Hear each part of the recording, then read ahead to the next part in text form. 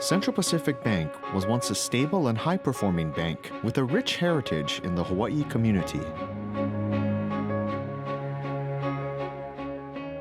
However, in the aftermath of the financial crisis of 2008, CPB was bitten by a crashing real estate market and found itself in a dire situation. Well, in 2010, we reported losses of more than $250 million.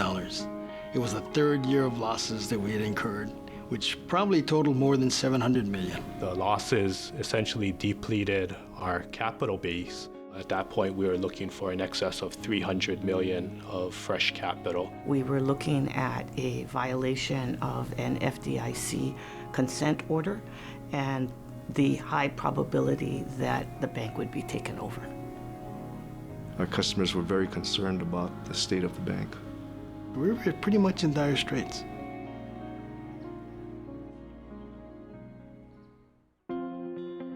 Well, I had met John approximately 10 years ago through other matters, and I approached him to see if he could help me to find a new CEO.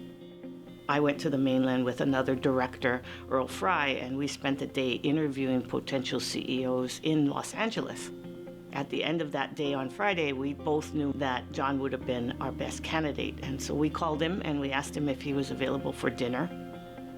John was retired from Silicon Valley Bank, the third bank that he had turned around, and was working in the Valley in the venture capital arena. I convinced John to become CEO by touching his heart, and I said to him that I was here asking him for his help because I was trying to save 900 jobs. The driver was Crystal Rose, our chairperson today, and she drove it, but the decision maker was my wife, Sue, who asked how many employees there were, and she said, well, what happens if the bank doesn't make it? And I said, well, a lot of them are going to be on the street. And she said, oh, you got to go do that. And I said, what do you mean I got to go do that? And that's the story. John only wanted to be paid $1 per year for the first year, as it would be a representation to both the employees and to the community that he was committed to saving the bank. John assembled a new management team. They put together a recovery plan. We worked hard for about a year to recapitalize the bank. John was very instrumental in the success of our roadshow. So a lot of the investors were familiar with John and they wanted to invest with him again. Many of the potential investors we talked to saw the franchise value in Central Pacific Bank. The depositors were still at the bank, the loyalty there. They were amazed that the customer stayed. The bank had something in the order of $500 million or $500 million of non-performing assets on the balance sheet. There's no magic. There's no magic wand to fix it. It's blocking and tackling, doing the right things, and focusing. It's loan by loan. I'm pleased to say that we ended 2012 that the $500 million had been reduced to $90 million. I think John's secret to success is his ability to build trust. I've always approached it in business of trying to create a win-win situation where the other party wins, not just yourself. And ultimately, that's what drives or builds long-lasting relationships. The clients took to John very quickly. And I think his sincerity, his transparency made them feel more comfortable. When I first got to the bank, a lot of my time was spent in client meetings. One, to tell them our story, and then to listen to them and their concerns. And I think that did a lot in terms of helping us send a signal to the entire community that we were with a plan and that we were confident that we were going to raise this money and we were going to turn the bank around, and that hopefully that we had convinced them that they needed to stay with CPB. I think the recovery in a short period of time was a miracle. I think that the willingness of our investors to put in the capital in a short period of time is a testament to John's ability to pitch again a recovery plan that made sense. In the first quarter of 2011, we returned to profitability. The bank's return to profitability had a euphoric effect on our employees. It had been 3 years since the bank had been profitable.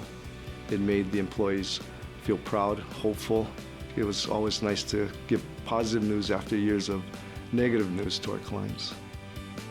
John's winning formula includes 3 key ingredients. So first, it's about teamwork. And second, core values. And third, having a winning strategy.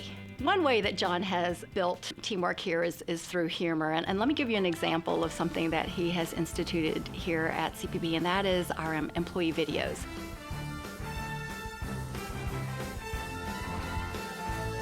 I've recruited you because we have one of the toughest cases imaginable. Missing capital. The idea to do a video probably came from me. John is a good sport. So he donned his black wig, he put his makeup on and performed. I think he likes to wear hairpieces. And I think by letting down that guard and just having some fun, not taking himself so seriously, as he encourages all of us to do, makes things a lot more fun here in the organization. And I think it's good for the employees to see John and the other executives and other employees as human beings. But we finally have it. 32 key strategic initiatives.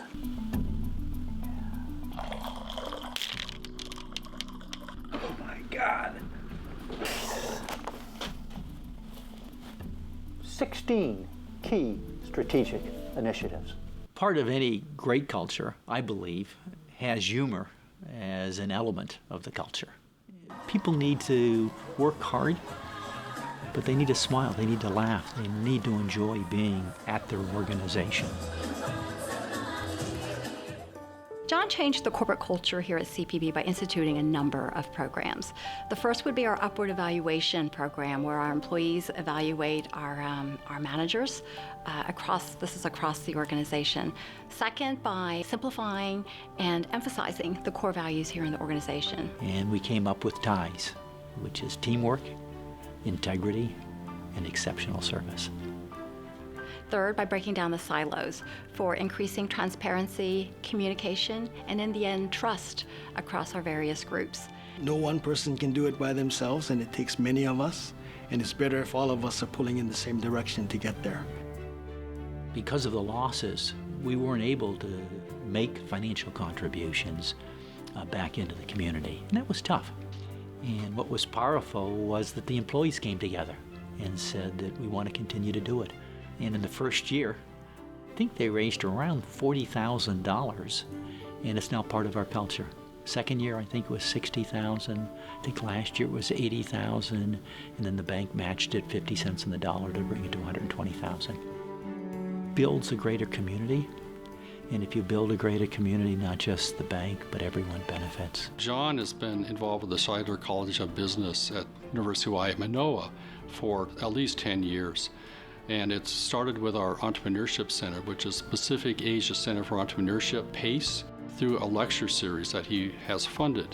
And the Kupapa lecture series has been remarkable. It's drawn the community together. It's an honor to have him associated with the college. From the minute that John started as our campaign chair, he gave 1,000%. He guided the campaign every step of the way. He motivated and mentored me through the process. In addition to that, his CPB team under him, 300% increase in their giving to United Way under John's leadership. So in every facet of the campaign, he's just been phenomenal. So if you want to make a difference, if you want to make the world a better place, you've got to go beyond your organization. But ultimately it comes back and I think helps build a greater organization. Well, what do you know? It's from Central Pacific Bank, and you've been reactivated.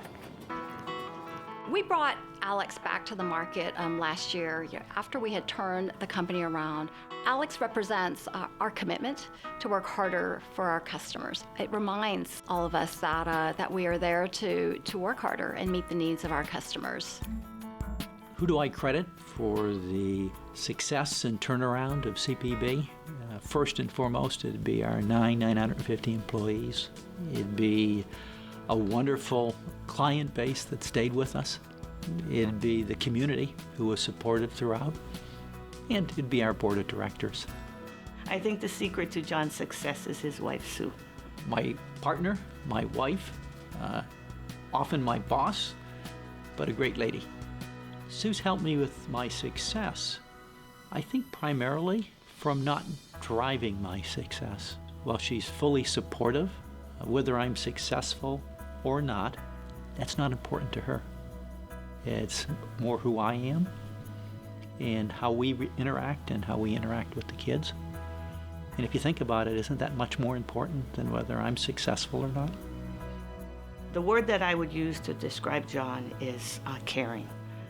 Rather than a word, I'd like to use a phrase, and the phrase I'd like to use is a man of character. The word would probably be authentic. What you see is what you get. He's always talking to you straight up. If I describe him in one word, it'd be awesome. He's provocative. He has that ability to inspire. Leader. John's a true leader. It's been a real blessing, not only to Central Pacific Bank, but to Hawaii, that John is here, because he's taught a lot of us how to live and be successful and be a contributor back to the community and be a good person full of aloha spirit all at the same time. The one thing I would like to say to John is simply thank you on behalf of the CPB community. I've been very fortunate. I did come to Central Pacific Bank to help. I've received more than I've given, and it's been a wonderful journey the past 3 years and past 40 plus years in business.